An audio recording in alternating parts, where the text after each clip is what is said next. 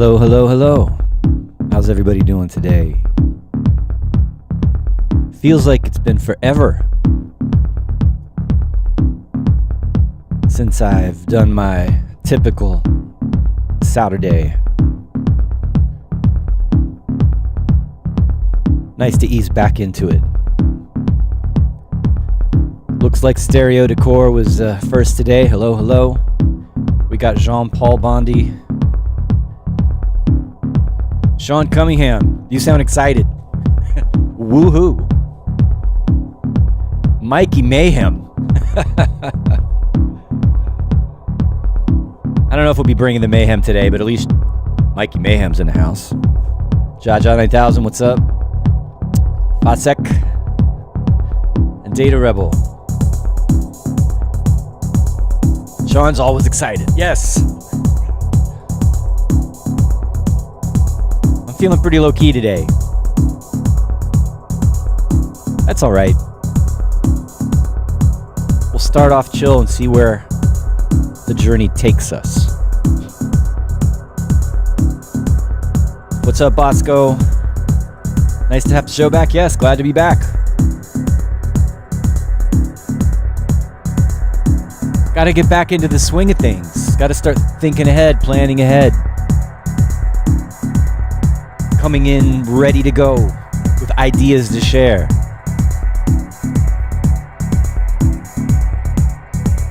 What's up, Kenny?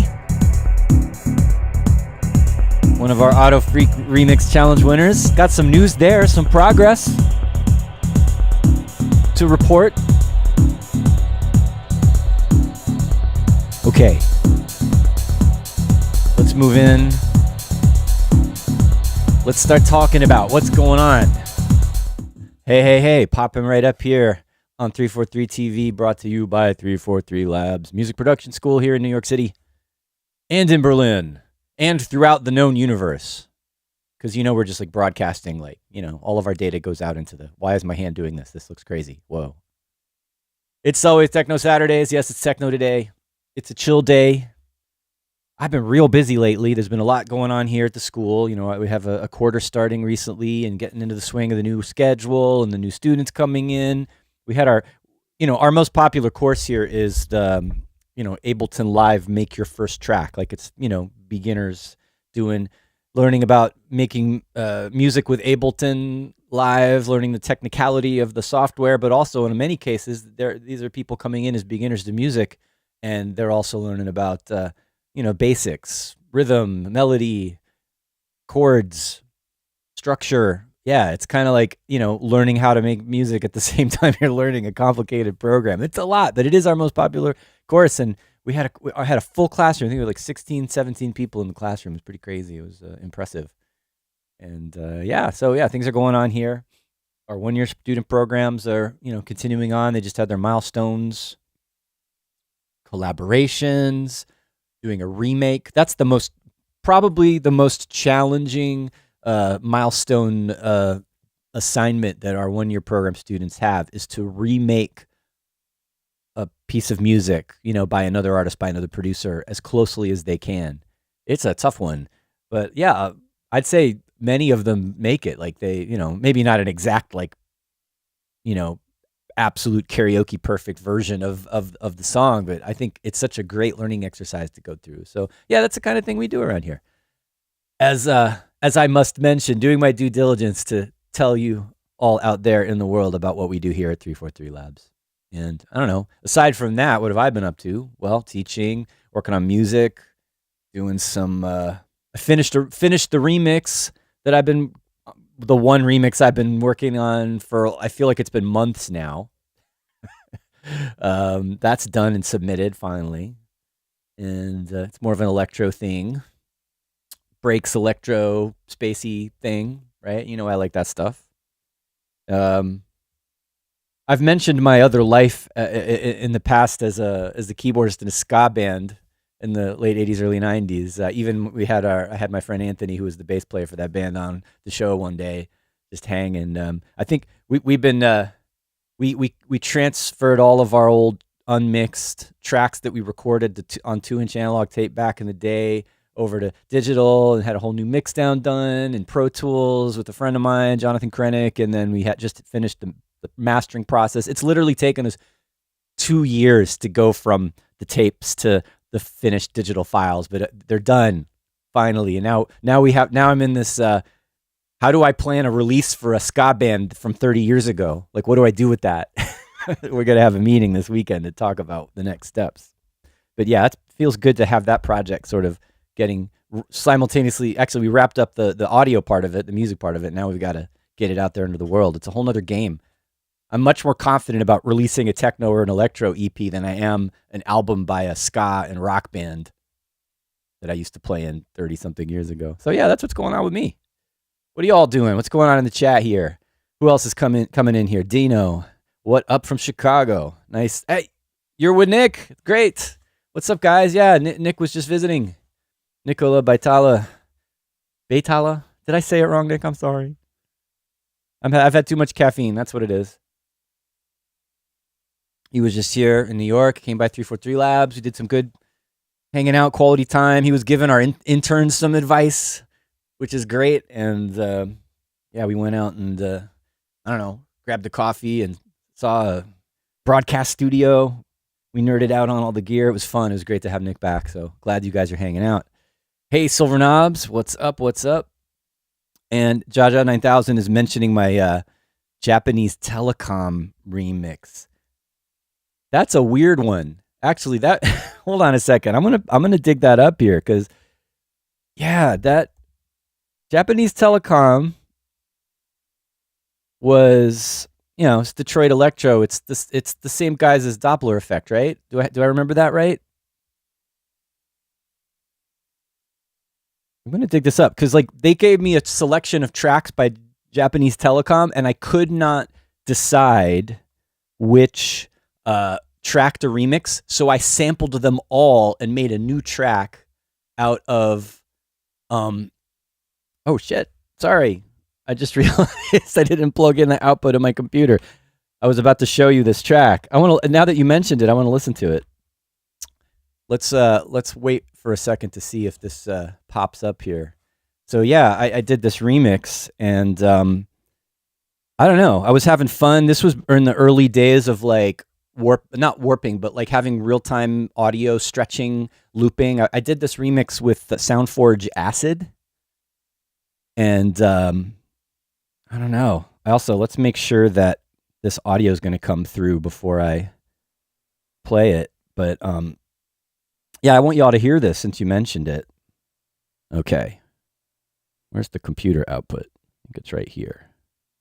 Let's see how this sounds. Cross your fingers. Rising Sun. Oh yeah, and I used like a speech synthesizer to say the names of the tracks. Oh man, the quality of that audio is it's like obviously stretched.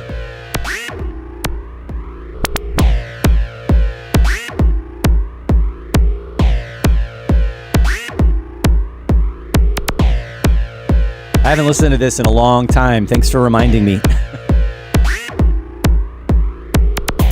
And yes, as Jean-Paul Bondi reminds us, Japanese Telecom is Gerald Donald. So I did my kind of like chugging, more techno remix of the Rising Sun. And there was Rising Sun, Kubi, and Game Player, but I guess the title it only says Rising Sun and Game Player. Little disco loop in the background.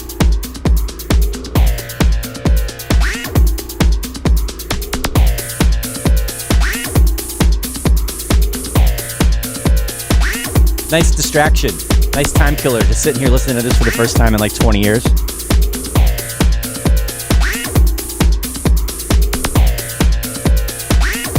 Really simple, just loops.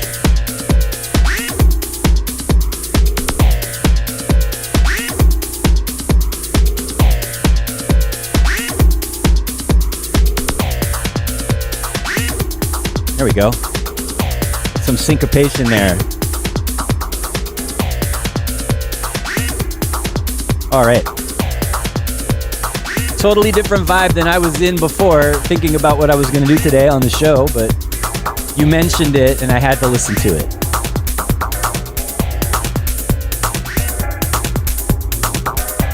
All right. Rising Sun. Okay. That's that. Not bad, right? Nice little trip down remix memory lane there. Doing a remix for Japanese Telecom back of the day. Thanks for the reminder. Silver Knobs is saying he's starting to like electro. Just now? You're making cool stuff with hardware. I see the stuff you post that you share in the feedback channel. Oh, just as a reminder, everybody, if you haven't already joined the 343 Labs Discord, the Selway feedback channel is a good place to hang out to find out first what's coming up in terms of guests and feedback sessions and special events and things like that. Like we did the Auto Freak Remix Challenge. That's where everybody submitted their work.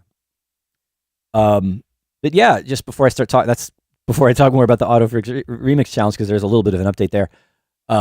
Silver Knobs just starting to like electro, just discovered Drexcia, and yes, it was groundbreaking. I mean, seriously. And it's amazing, that stuff, the feeling of it and the vibe of it. It's unique.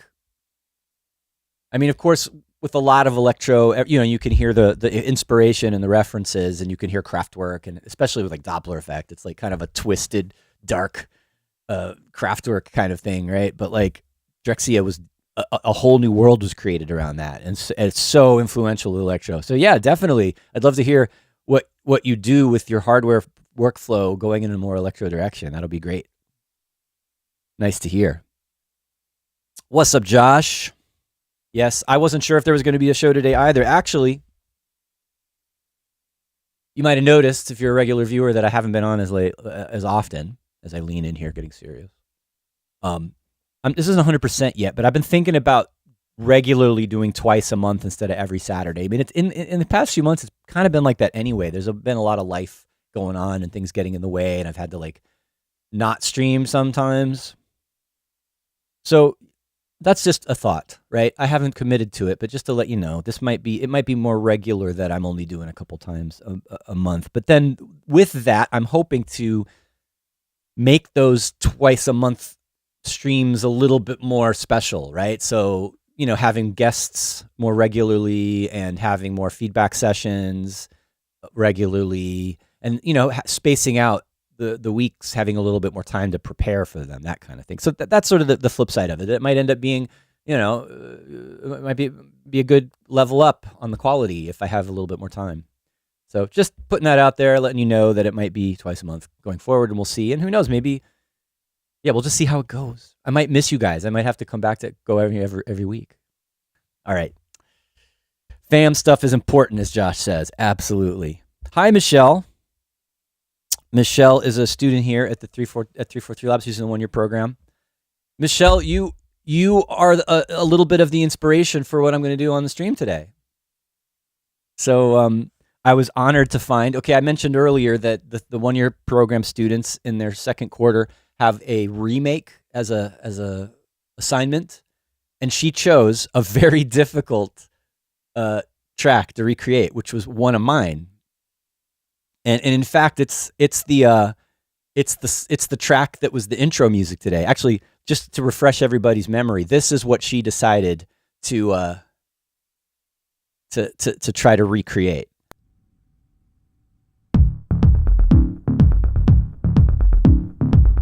Now, I could barely remember how I made that bass line. So I'd say that's in terms of a sound design problem, that's a big one, right? If you're new to music production and you hear something like that and you have to figure out what's going on, like what are the notes? What's the sound doing?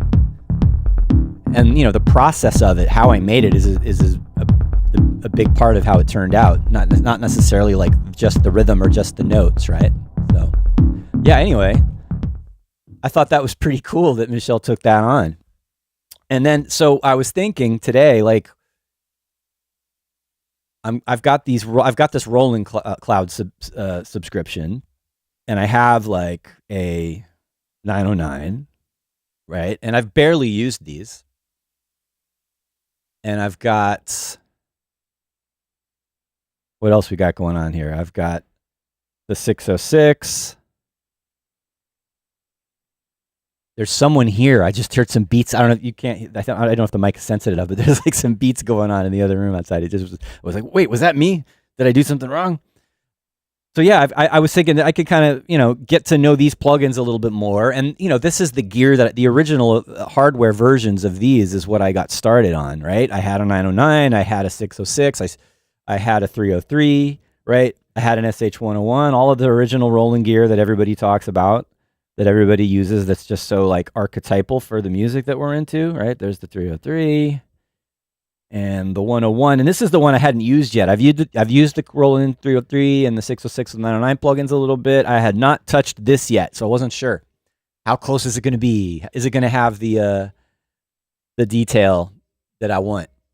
Is it going to sound like mine? Because like actually a lot of, with the old hardware, each one sounds slightly different. Like my 303 has something about the filter and the circuitry, whatever components they use. My 303 has a little bit less low end, a little less bottom end on the bass notes than, say, Abe Duque. My good friend Abe Duque's 303 sounds really fat.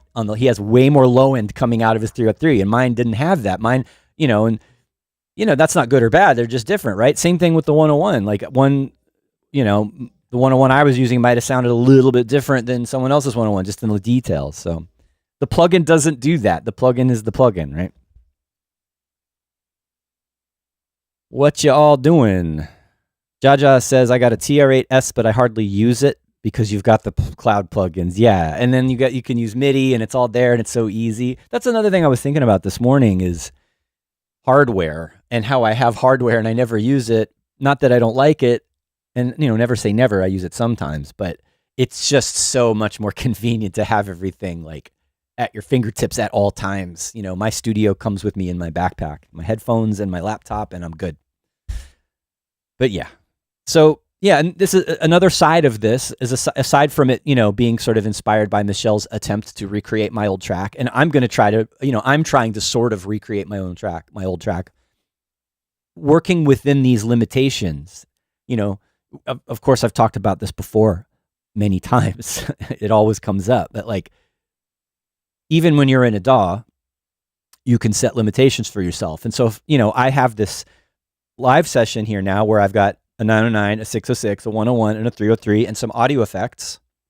And that's it. That's my whole studio. And other than like compressors and saturators and EQs and delays and things that I need, and, a little bit of sound design here and there, just limiting to this setup, and then as if this is the only gear I have on my desk. I think it's a good way to get started and be productive. It's also a really good way to learn how to, like, say, make techno, right? Just working within the limitations of these instruments. So yeah, that's what I thought we'd do today, is just hang out a little bit and play around with. I'm going to get to know these plugins a little bit better, and kind of figure out what I'm going to do. Well, I already kind of figured out what I'm going to do, but you know what I mean. Maybe like, let's start with what I've got here, and let me know if you think this sounds a little bit familiar. It's not quite perfect. I know I didn't quite get it right yet, but I thought for like 10 minutes before the show that this was pretty close.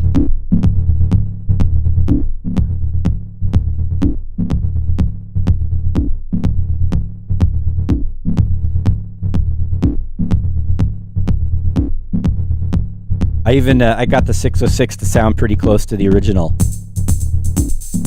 Although it's missing some mixing and effects and stuff like that. But this is pretty much the groove. Wait. Let's listen to the actual track again. See, this sounds better, obviously. And I don't have the notes quite right. And there's some effects and stuff going on. But that's pretty much it. All right. Yeah, it's not good. It's not as good. It's a starting point, though. So let's play around with this a little bit and see what's going on. Pretty much what's making this happen is this really high rate on the LFO. I think in the original, I wasn't even using any oscillators, but you know what? Let me go back to...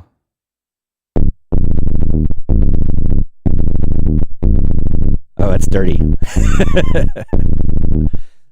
I mean, kind of the first thing I did was just put in some notes that kind of had the same pattern as the original, just to get the feel. And then try to figure out what it was I did, which pretty sure was just resonant filter, right? Filter resonance. And no envelope mod on that. More like this.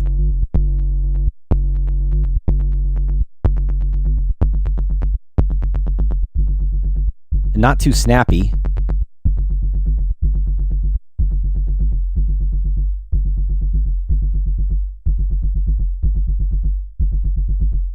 Sounds like this. Oh, there's an extra note in there. That's what it was. I was like, what is that extra note? All right, so I'm making this like saturated sine wave by pushing the resonance up on this filter. And then there's key tracking. Okay.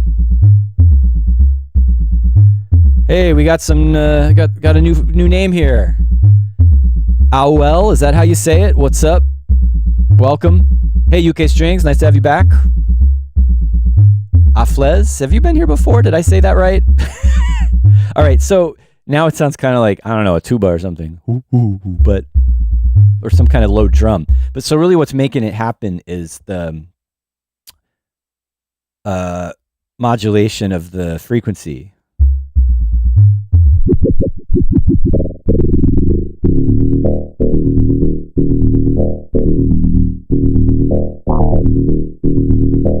Now, I had thought it was a square wave.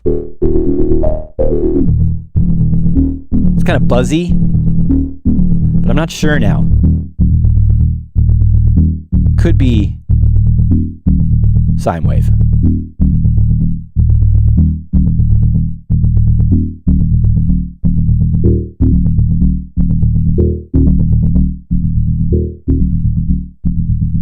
And that's pretty much what it is, right? It's this near audio rate LFO modulation of the filter. It's filter FM. I'm okay with that. Close enough. All right. I put a drum bus on the output of the 909 because I know when I recorded that 909, it was into an analog mixer and I had the gains jacked up and it was kind of saturated going into the mixer channel. So just punching that up a little bit.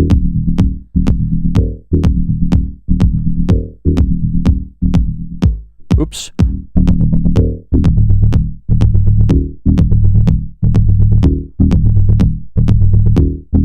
Is that close enough? I know there was some fixed chorus or some kind of effect on it too. I'm not going to worry about that yet. And then we got that.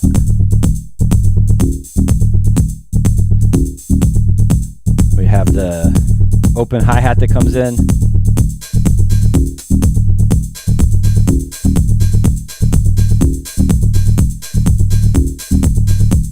And there's just all there is a rim shot and some effects on it, and that's it. I feel like that 606 wants some effects. It wants some chorus or flanging or something. Let's try chorus.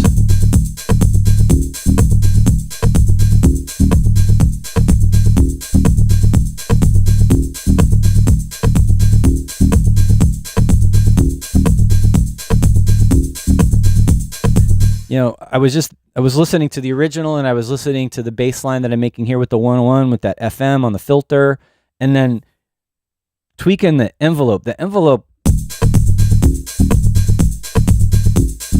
so sensitive.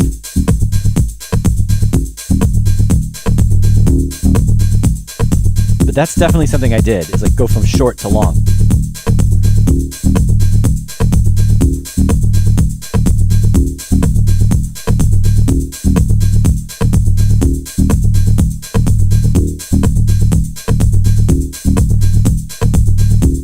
I don't know if I had any other, I don't think I had oscillators mixed in with that. I think all it was is that, you know, self-oscillating filter resonance thing going on, making a sine wave. Oops, I just messed up the...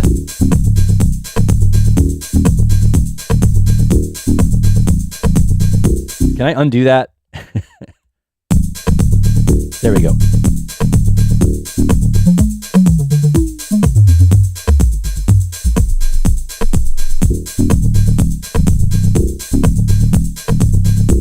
I've totally screwed it up.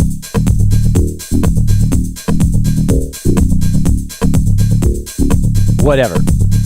Okay, so I've recreated that roughly. I'm not going to stick with this. So part of the exercise here is how did I make that sound to begin with? And this is roughly how I did it. And then there's another element that's missing, right? And this was a question that Michelle had when we talked about it, is how did you do that? I'll show you in a second.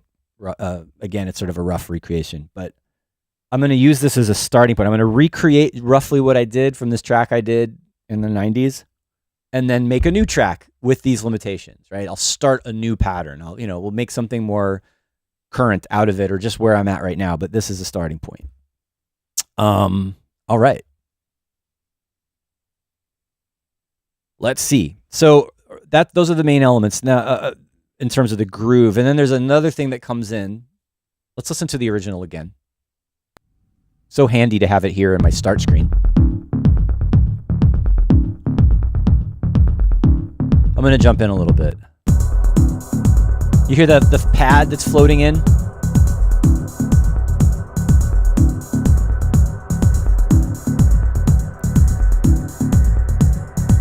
Kind of rising, getting brighter. All right, so Michelle, don't say anything. What do you guys think that is? Like, if you had to guess what synth is making that pad in the background, what do you think? I'm curious to know what your discerning ears tell you.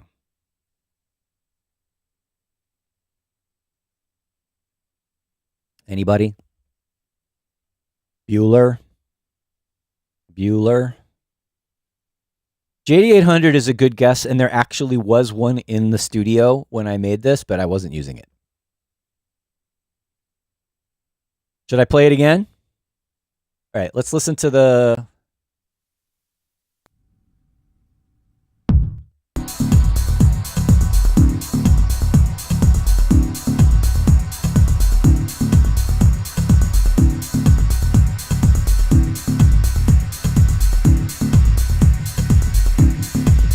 All right, I'm getting all sorts of interesting suggestions. All right, we have, let's see, Josh Holiday says Prophet. UK String says a Casio. Bug Tank says a DX7. Muo says FM. And Michelle gave everybody a really good hint. The answer is already there. It's already there. So I'll go ahead and tell you. It's actually it's a 303. And I don't know if any of you use hardware. You know that like synths and drum machines have a clock, and the time base for those clocks can be different. And you know, for example, Roland has a certain time base for its sync signal. Korg had a different rate, a different time base for its sync signal. In the studio, we had a Korg sync box where you could select the different time base or to change the sync signal for different gear.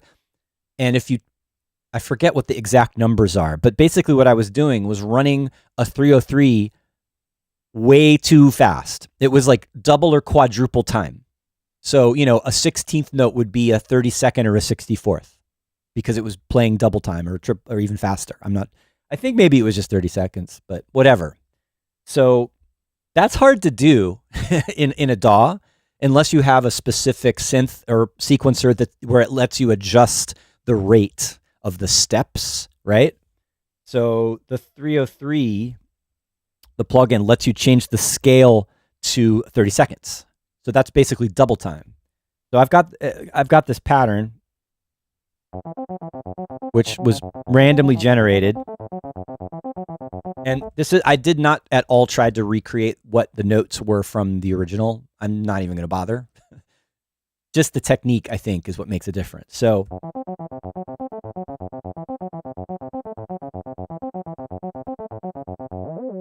yeah, I don't want to bend them. If there were a way to make the notes longer, that'd be great, but whatever. And then if I change the scale to 1/32,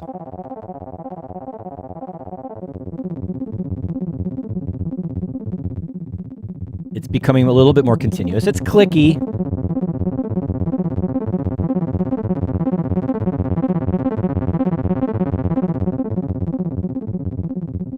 And then that's going into way too much reverb. That's it. That's all it was. It was a 303 pattern playing an interesting kind of arpeggiation. You know, when you play it fast enough, it starts to overlap and almost sound like a chord, especially when you're throwing it through a bunch of effects. So I saturated or distorted it a little bit, and then put a huge reverb on it.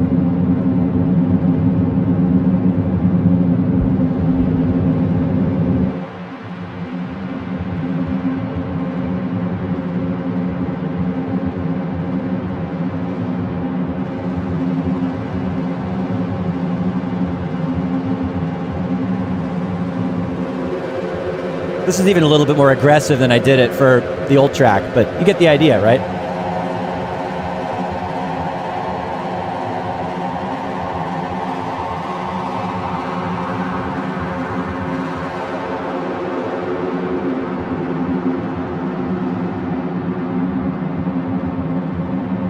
Okay, that's the secret. I would need to work a little harder to make it sound exactly like it was in the track, but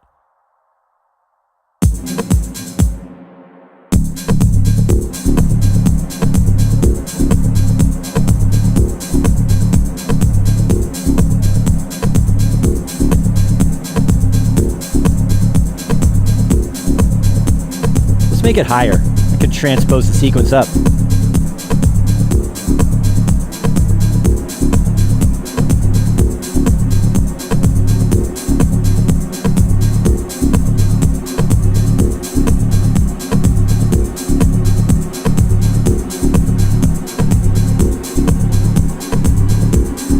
not sure what pitch I want.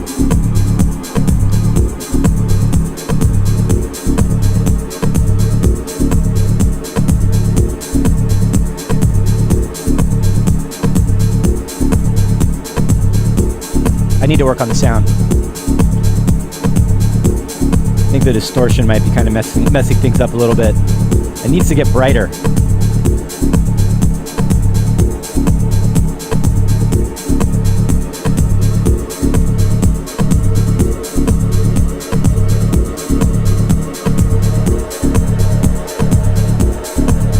Changing some filters here inside of this op amp.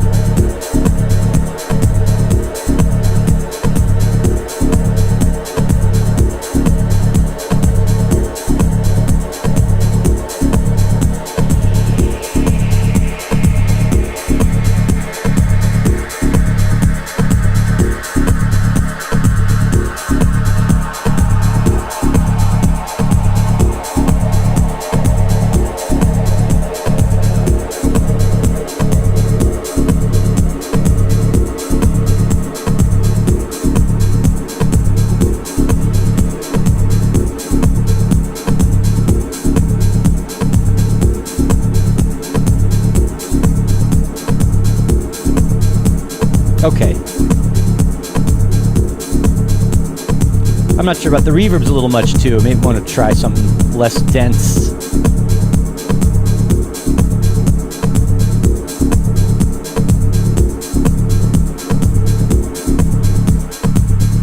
Less low end, actually, that would be good.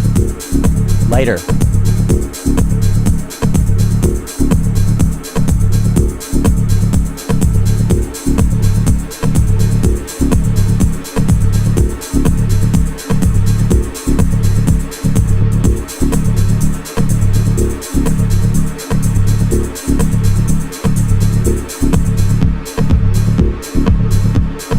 That's the track. That's it. That's all I did.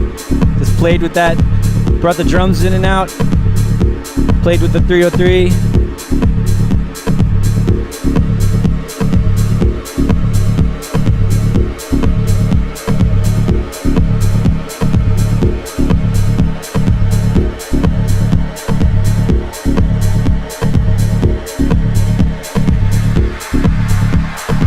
Whoa. Got noisy there for a second.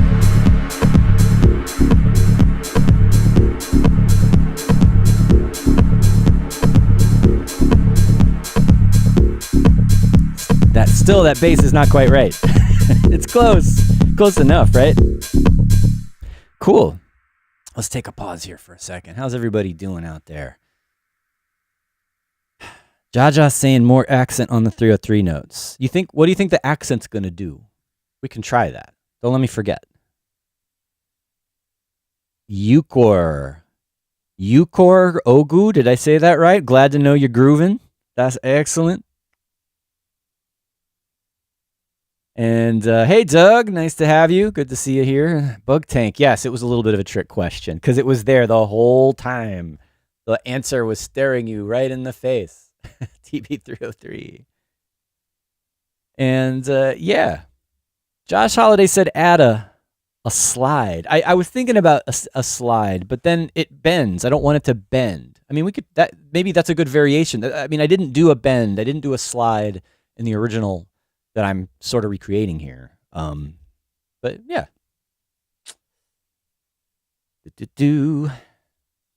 Anyway, what time is it? 2:09. A little bit more than halfway through the hour here on 343 TV, brought to you by 343 Labs Music Production School in New York City. I think we have classes going on. I heard someone in the other room. It kind of freaked me out for a second. I started hearing some beats booming over there. We got a lab time downstairs. We got the students can come in and use classrooms and use gear and stuff during their lab times. We also started that's another new thing, actually. This year we started DJ courses for the first time. And that seems to be going well. We got a really great DJ setup now. And we have we got CDJ 3000s. We've got the V10.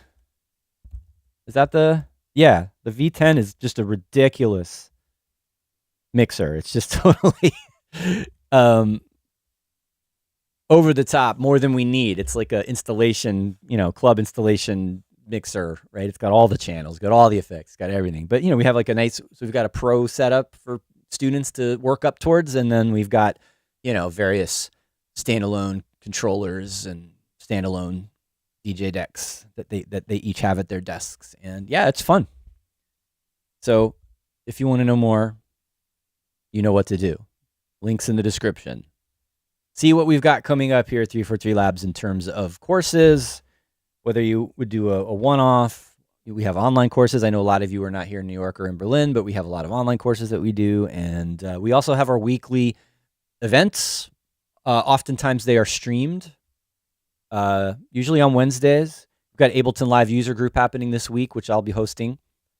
And, we have guests coming in and out. Of course, very recently we had the one and only Anthony Rother. We had a special Saturday stream. Some of you were probably watching that. Sorry about the audio issues. Yeah. Live broadcast is hard. Running a show and doing, it's one thing if I'm here by myself in the studio and everything's relatively under control. And things can still go wrong with OBS freaking out sometimes, or a camera's not working or whatever. But yeah, so having a live guest and having other people run the stream while I was up on there. Anyway, enough about that. I'm obsessing. Stop. It was great. It was so great to have Anthony on the show. I'm those of you who missed that, it's going to be back up. I'm working on editing the audio where it went out of sync, right? And we'll do a little couple of edits here and there so that we can watch it smoothly, So yeah, keep your eye out. We're going to have that up here on the channel pretty soon so everybody can see it. And, we're going to have more guests coming back. Actually, good old friend Noah Pred, Manifest Audio. He's been making amazing Macs for Live devices. He's going to be back on again soon. You might remember I've had Commissar Lag on as a guest before, both for feedback sessions and just to hang out. He's going to be coming back at some point. And also, I mentioned I had this idea for a little while that I told you some of you that I was going to approach Funkdevoid to do a kind of to team up, right? So I reached out to him. He's responsive. We're going to make some plans, right? But the idea again is to we'll guest on each other's stream. So he's got his regular feedback thing that he does on Twitch, and Christian was on there recently. So the idea is that I would go on his stream, and then we'd do a feedback session, and then we'd do another one with him as a guest on my stream, or vice versa. We'll see who does what first. And then we'll see all of the people that submitted the first one should come back again and show their progress. That was my kind of way to level it up and add a bit more of an educational element to it where, we're giving you feedback, but then let's see what you do with it, right? So we'll give you homework. So that's going to be coming up. I'll have, when we figure out when and how, we'll have dates and you'll hear about it. And one last bit of news before we go back to the Ableton Live stuff here is those of you who had tracks submitted that were selected for the Auto Freak Remix Challenge release, right? So that's moving forward. I've reached out to each person who was a winner and collecting info, forwarding that to Tronic. The tracks are getting mastered now, and basically Tronic's going to be reaching out to each of the winners for all the details and figuring out getting your info and everything. And so that's where we're at. Like, it's moving forward, and I hope to get some more solid idea of like the release schedule and the release date soon. All right, enough about that. Let's get back to what's happening here.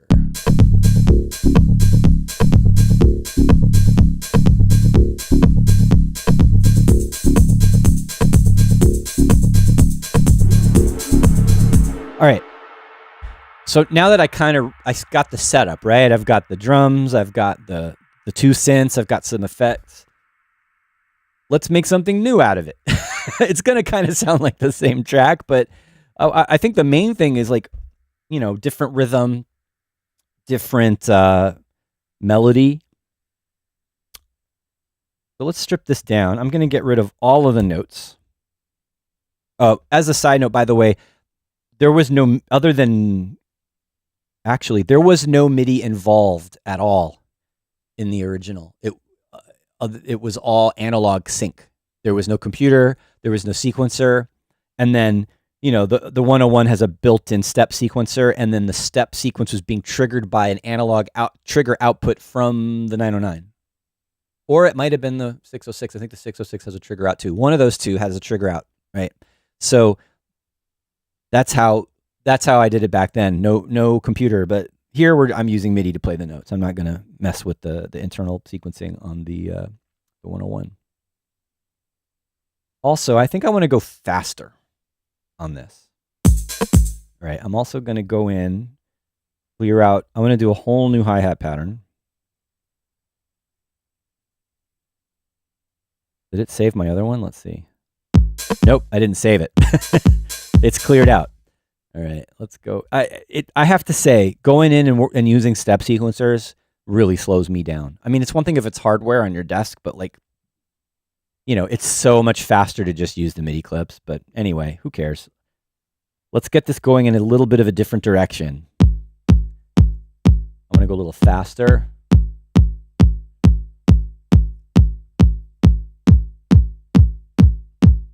A little less snappy on that. Okay.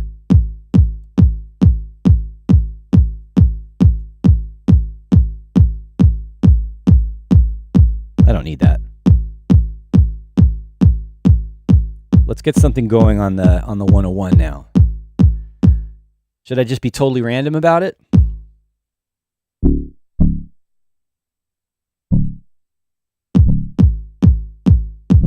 I'm just going to put in some notes and see what happens.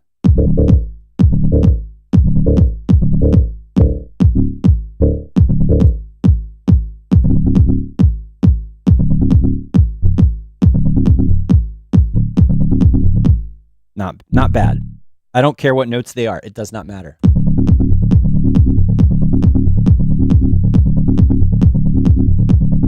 If it feels good, it is good.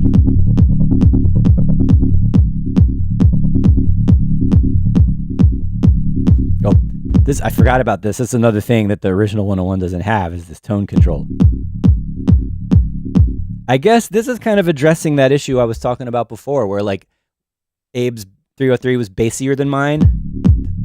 Like, this is making this a bassier sounding 101, and this is making it a thinner sounding 101. I think that's part of what I'm talking about.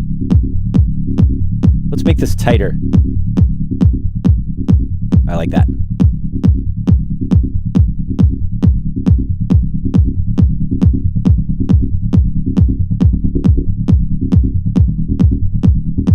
It's a little bit smoother sounding with the rate all the way up.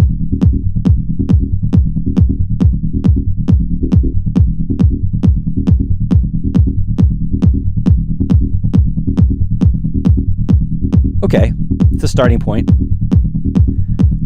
I never really tried out, this 101 plugin is new to me. I haven't tried out these effects yet. Let's see. Not bad. No. Or maybe. That makes it very different.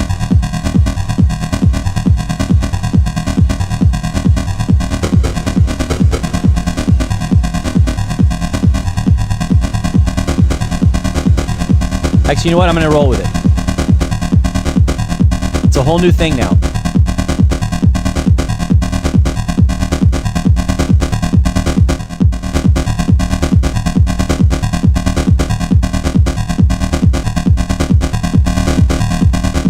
You know what I wish? I wish there was a wet dry on that crusher. I like how that sounds, but I'm losing bass.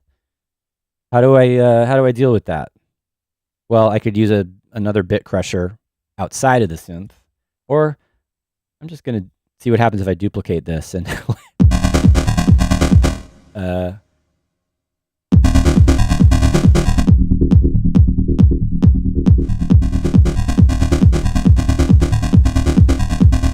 okay.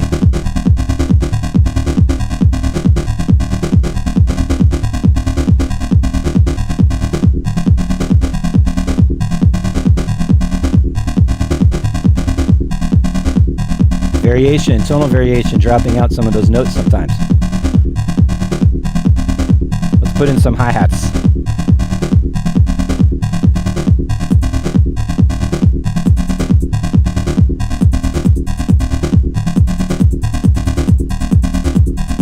I love this about the 606 where you do the open and hi-hat, open and closed hi-hat simultaneously, and it gives you that little kind of accent.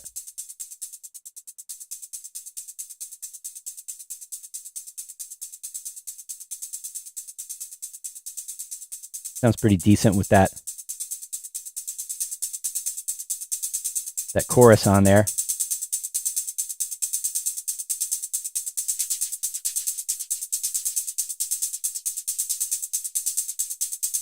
And then the tuning is interesting to have. I never had a modified 606, so I never could do this, but.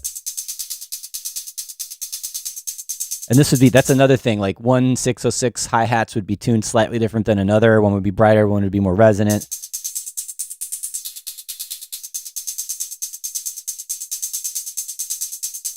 Sounds kind of cool.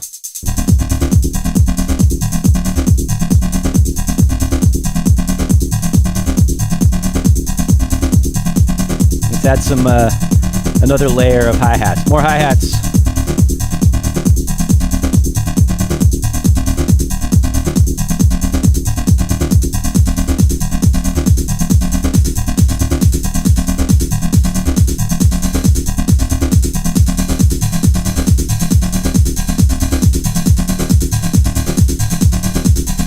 Accent. Unnecessary accents. There we go.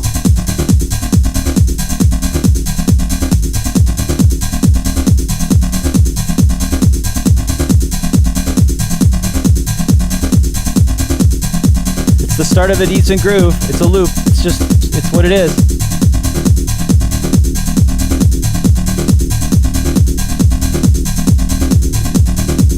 Reverb on the lower layer, this is good.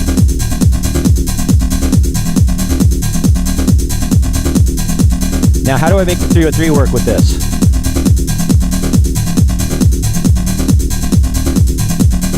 I'm thinking about it.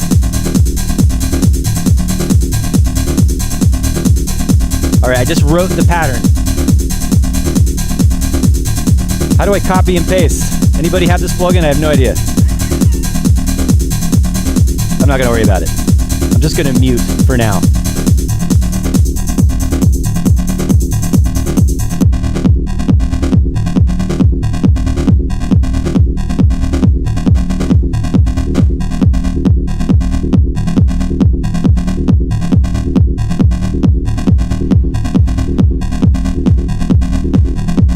A little delay on that's nice.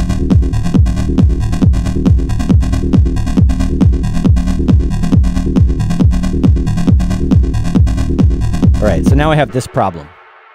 How are we going to incorporate the 303 with this whooshy reverb thing and not, well, it's going to be similar to the old track of mine, but, you know, maybe we do start with making a pattern that sounds good, just normal, right? So I can put this back to 16th notes. I mean, that pattern by itself is okay. It's just maybe in the wrong key. Let's go back to the non-crushed one.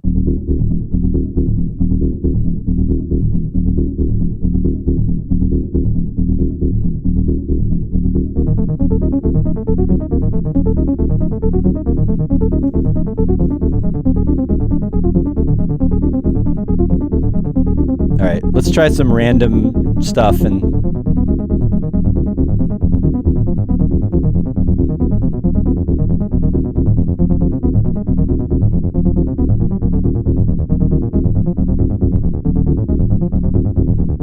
okay, but maybe higher, because it sounds muddy. Everything sounds muddy right now.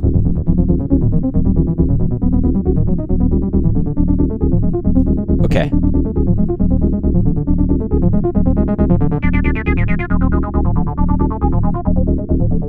How does that sound double time? Maybe.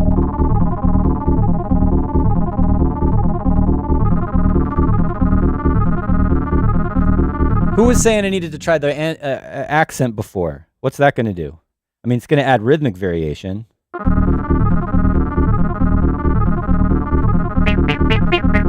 It's going to make them stick out. It's not going to make it smoother.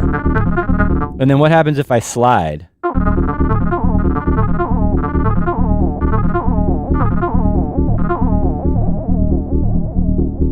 Whoa.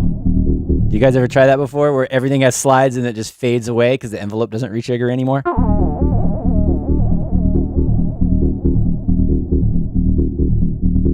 But where does it go?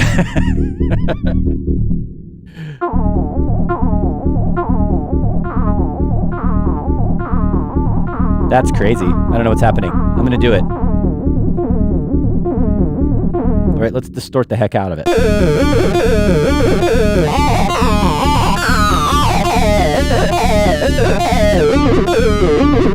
That's nasty.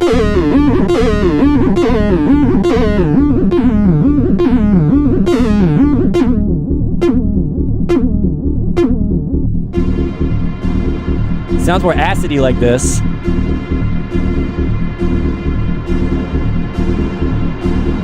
All right. Going in a totally different direction, but whatever.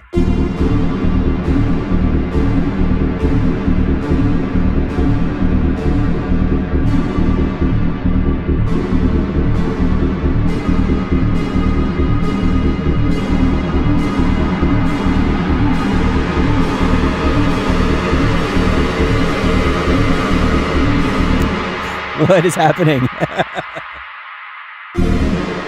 I'm not sure, but we'll see.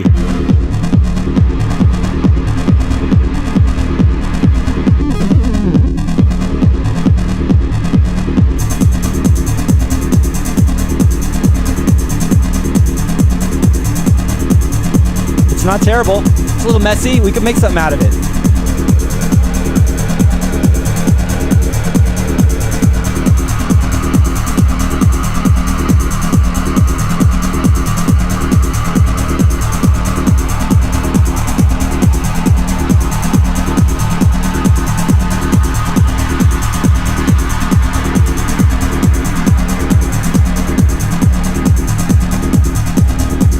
Okay, so we got into like underground hypnotic kind of dark acid trance vibe now, which totally makes sense using this gear with these effects, distortion, reverb, kind of abusing the 303 a little bit.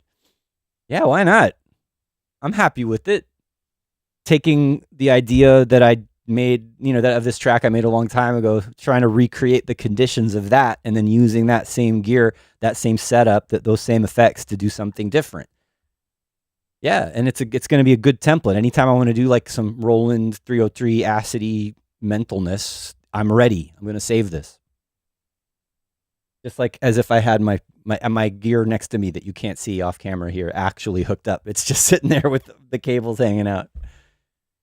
Cool. I had one more last thing I wanted to try, and to kind of modernize this a little bit. So the idea of taking this reverb and using the 303 kind of double or quadruple time to make it sound continuous like a pad, but then I love using granular processing now to like do similar atmospheric rhythmic things. So I want to see what this sounds like if I do something crazy with fragments. Oh, it's already cool.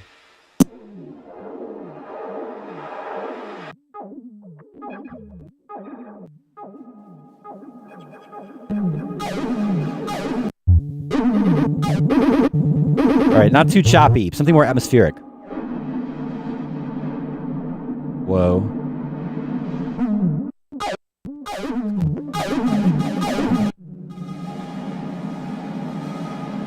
But you could see how I could easily do like an updated version of that 303 pad drone thing with something like this, with more texture rather than just a reverb. Oh man, it's probably a little messy, but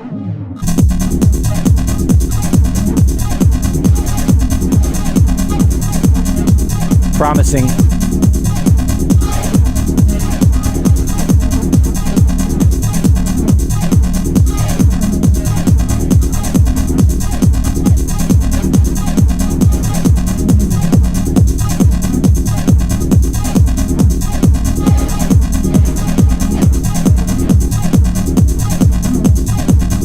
little bit too trippy, but whatever. I like it.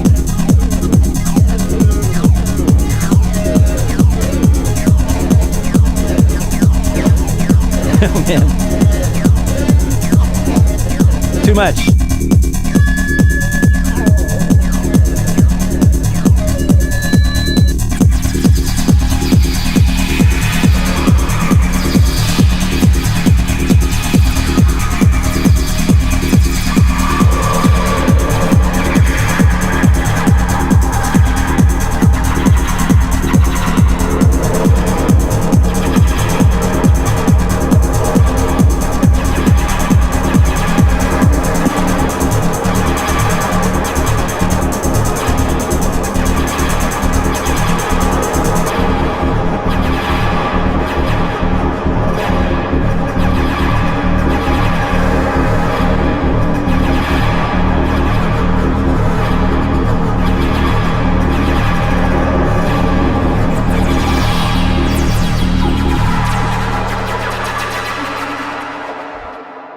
Okay, that's it. I'm sorry. That's got to be it for today. That was fun.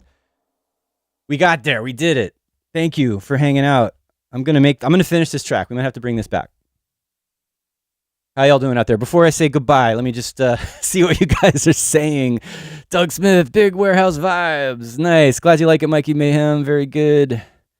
And yeah, that's right. Jaja Fragments looks like a nice buy. It's good. Having a lot of fun. Stereo Decor. Oh man, I did it again. Yeah, see, okay. Look, real quick before we go. If you ever hear the sound doubled, sorry I missed it, but I have there's two tracks here. There's the one goes out to the stream, and there's the one that goes into the speakers, and I had them doubled. So that's happened before where I forget to turn one off. Anyway, at least you still got the idea. Even though it was doubled a little bit, it still sounded all right. Hope so. We'll make sure not to make that mistake again next time. Thanks, everyone, for hanging out today. I had a really good time getting back into it. I felt like this was a good warm-up to come back into streaming after being off for a little while. And yeah, see you next time. Enjoy the rest of your weekend. Adios.